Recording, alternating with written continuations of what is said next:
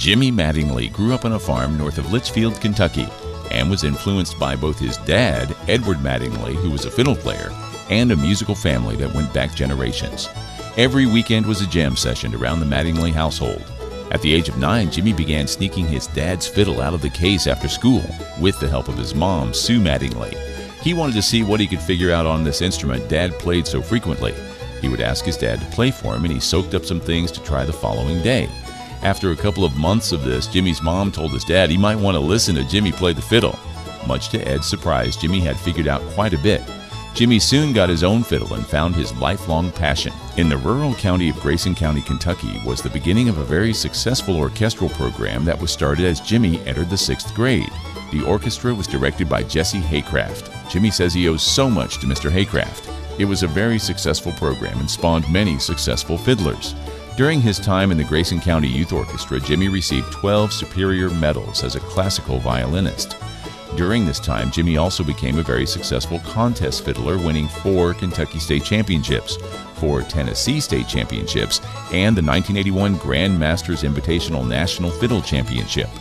Jimmy earned an appearance on the Grand Ole Opry as a guest of country music legend Roy Acuff at the age of 18 after winning the Grand Masters. The following week, after winning the Grand Masters, Jimmy was asked to join the all-star bluegrass band Spectrum.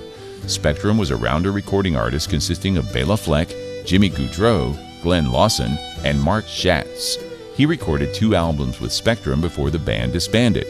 After the disbanding of Spectrum, Jimmy landed a house band gig in Louisville, Kentucky with Oklahoma native and 70s hit country artist Mike Lunsford.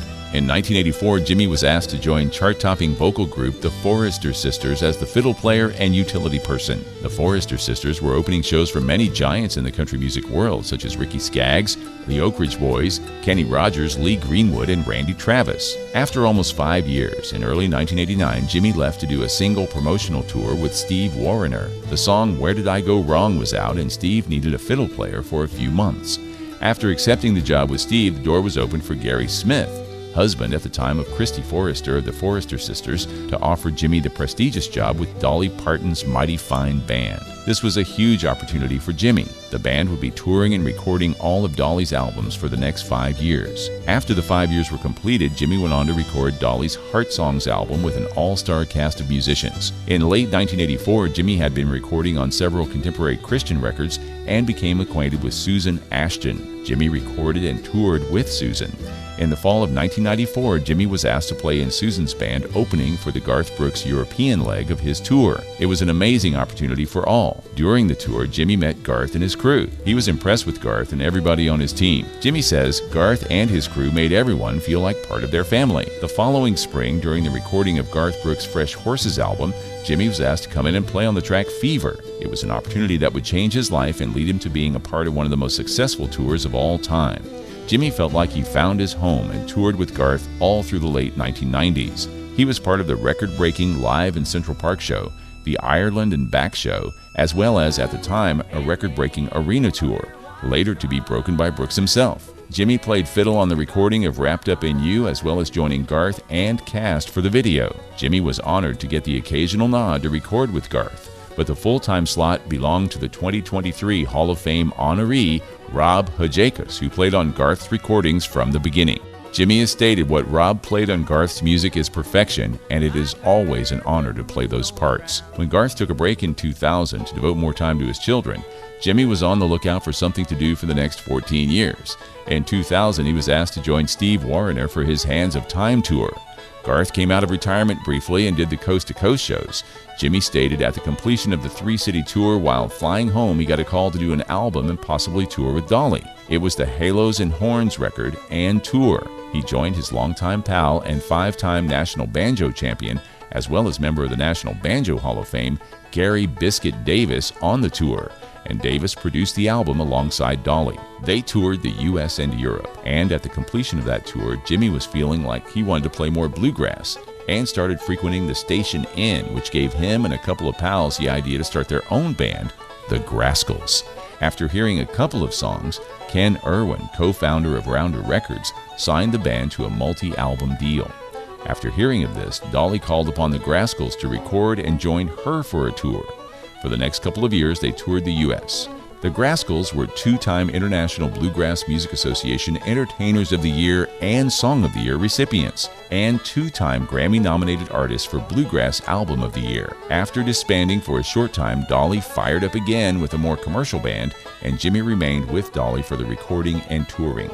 The tour lasted for a couple of years, and after the completion of that tour, Jimmy began working with Reba McEntire for a 5-year tour. By this time, 2014 was getting closer, and Jimmy was anticipating his longtime boss, Garth Brooks, was thinking about heading out on tour again. Jimmy says Reba was the coolest about my departure. When asked when she wanted the band leader to find his replacement, she said let him stay as long as he wants. Jimmy says she is a first-class entertainer in person. She brings it every night. There was never any question with anybody that Jimmy worked with after 1995 that he would always answer the call from Garth. The next 4 years would bring one of the most successful arena tours of all time with Garth Brooks, playing to well over 6 million fans and playing a record number of shows. It was like making it to the playoffs in baseball or maybe hockey, says Mattingly. Exciting and grueling and everything I'd ever dreamed of doing, he says. For a short time after finishing the arena tour, Jimmy had the honor of joining up with Trisha Yearwood's amazing band for the Every Girl Tour. It's so inspiring to hear a singer like Trisha Yearwood sing every night, says Jimmy. The symphony shows with Trisha singing are amazing, he says. In 2018, the Garth Brooks Stadium Tour began, and once again it was record-breaking crowds every night. Battling through the COVID shutdown was trying and left my soul hungry for music, Mattingly says. Jimmy performed with Garth on occasion during this time, but caught up on his family time with his wife, Ginger, and children, Ethan, Ansley, and Emmy. He also began recording and songwriting much more in his home studio, doing overdubs for Dolly Parton, Paul Rodgers of Bad Company, and many others. He also spent time working on a musical and helping to produce music for different artists. When the Garth Brooks Stadium Tour got the green light to continue, it was epic shows every weekend in sold-out stadiums, averaging 95,000 tickets sold each city, including a trip back to Dublin, Ireland's Croke Park for an unprecedented 5 sold-out shows. Jimmy was thankful to be back at doing what he loved and has done for most of his life. Mattingly is thankful to still be touring with longtime boss Garth Brooks and Trisha Yearwood, and is grateful for every moment. Jimmy says it has been an incredible blessing that God has led me down the road I'm on. The music, the incredible artists I've been able to watch and work with, the amazingly gifted musicians I've been able to share the stage and studio with, the many friends that I've made that inspire me musically and personally. I have such a supportive family and an incredible wife that holds the fort down and has taken awesome care of our kids when things have gotten a little crazy at times. In Jimmy's words, he says, "I am grateful to everyone who's hired me and trusted in me to give them my best every moment. Living in a small trailer with my mom and dad and 4 kids with no running water when I was growing up has helped me to appreciate more the blessings that God has given me. I do believe all this was His plan for me, and for that, I can't be thankful enough." And in 2023, Jimmy Mattingly was inducted into the National Fiddler Hall of Fame.